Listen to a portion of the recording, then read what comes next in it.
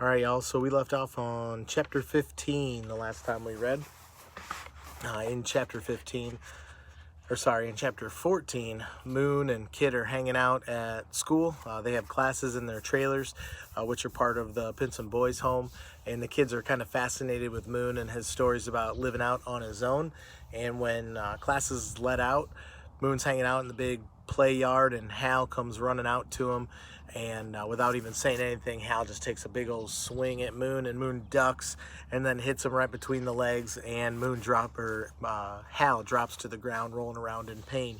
Mr. Carter comes out, and he's like, "Moon, what'd you do?" And he's like, "I don't know, I just hit him between the legs," and he fell down all on his own and was rolling around like that all by himself. And so that's about where we left off. Mr. Gene tells Hal, figured he would have learned his lesson by now, but Hal's going to end up having to spend the night outside once again because he's giving everybody a hard time, especially Moon. So that's where we left off. Chapter 15 is where we'll start today. We went to the rec room after supper, and Kit showed me how to play ping pong. I wasn't very good. He said I hit the ball too hard, but I didn't care. Something inside me made me feel like things were wrong. I was worried I hadn't escaped yet. I felt so penned up that my skin was beginning to itch. I can't play anymore, Kit. How come? I don't feel good. I'm gonna go lie down in the bunk and look out the window. You want me to come with you? You don't have to. I'm coming with you. Kit followed me down the hall. It was dark outside, and I could hear the wind picking up in the trees. When we got to the bunk room, we heard tapping on the window. It was Hal. When he saw that it was us, he frowned and walked back out into the play yard. I looked at his bunk, and I noticed his blanket and pillow were still on it.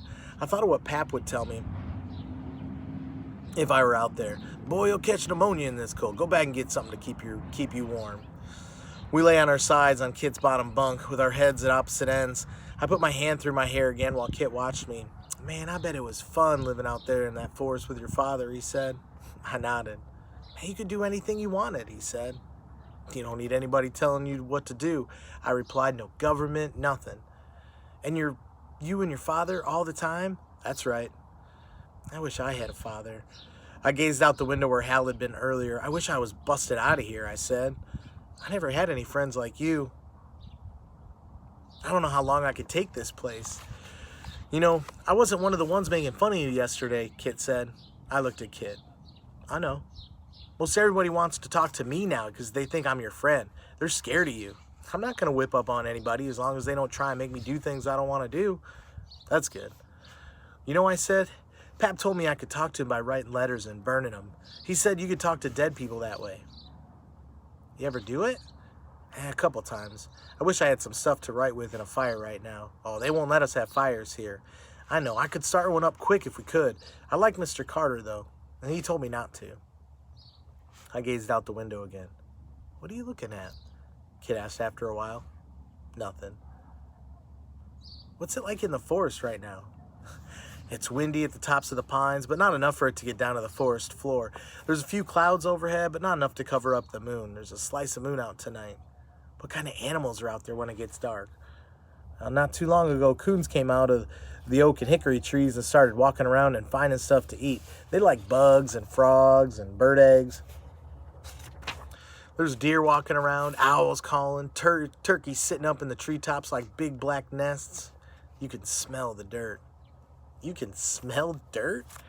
I nodded. "You can smell almost everything out there, especially at night when the air gets still. Just about the only things sleeping are birds and people, squirrels. Most things in the forest like the nighttime." Kit nodded. I was still staring out the window. "He's going to be cold," I said. "He doesn't even have his blanket." "Who?" "Hal." "Well, he's got his jacket on." I didn't reply, but I got up and I went over and got Hal's bedding, and I started for the door. "Where are you going?" "I'm taking his stuff." "No, he'll kill you. There's not anyone around to help you right now." "I'm not scared of him." "Don't go out there, Moon." "I'll be okay." I opened the door and I stepped outside. A cold wind came across the play yard into my face, and I saw Hal huddled against one of the school trailers. I walked toward him and took his hands from his pocket, and he took his hands from his pockets and crossed his arms tightly. "What the hell are you doing?" he said. "Trading with you." "Trading what?" "I'm gonna sleep out here tonight. You can pretend to be me and use my bed. This is your stuff." "Pretend to be you?" Yeah, just pull my covers up over you and pretend to be asleep when Mr. Carter comes in for lights out. Man, are you crazy? No, I don't feel good. Hal took a step toward me and jammed his hands down in his pockets. Why are you doing this? Well, it's nothing to me to sleep on the ground. I'd rather be outside than in here. I think it'll make me feel better. Pfft, Hal shrugged his shoulders. If you say so. Mr. Carter catches us, he's going to kick my ass. Maybe yours too. Scrunch up good under those covers then. Yeah, all right. Hal bowed his shoulders in and ran toward the door with his hands still in his pockets. I looked around the play yard until I saw a big oak tree. I walked over to it and set my bed up on the downwind side. Even covered up completely, I still heard the wind and the night rolling over me. I felt my worries ease, and I lay there in the darkness and imagined that I was someplace else. I woke before daybreak when the first birds made scattered calls. I lay under the blanket for a few seconds, remembering where I was. Eventually it came to me, and worry flooded me again. I peered out and watched my breath stream before me in the chilled morning. The wind had settled, and the ground was covered with frost. The windows of the boys' home were dark, and the only sound was the humming of streetlights. I stood and wrapped the blanket around my shoulders and studied the play yard. I looked at the tall utility fence and the barbed wire on top, and then inspected each of the trees.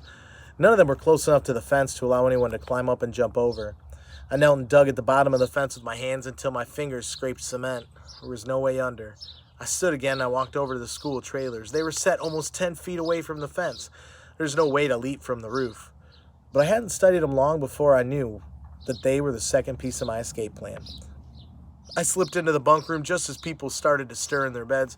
Radiators hissed and warmed the room from each side, and everyone was wrapped tightly in their blankets. I went to my bunk and touched Hal's shoulders. He opened his eyes and looked at me. Hey, you better get outside, I said. Mr. Gene's gonna be here soon.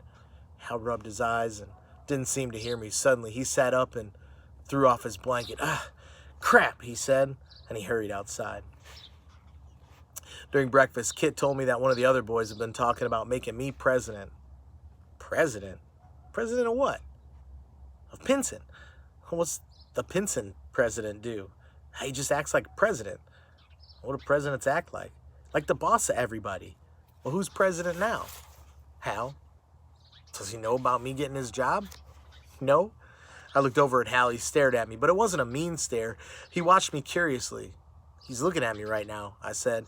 I think he might know something about this president stuff. No way he knows. Everybody except you is scared of Hal. Well, I don't want to be president. I'm not going to be here long enough even to be president. Well, when are you leaving? Tonight. Tonight? That's right, I'm busting out of here. I can't take being penned up much longer. I think it's making me sick. Can I come? Yeah, I don't think I could do it without you anyway. Me? Yeah, you're the one that's going to let us out of here.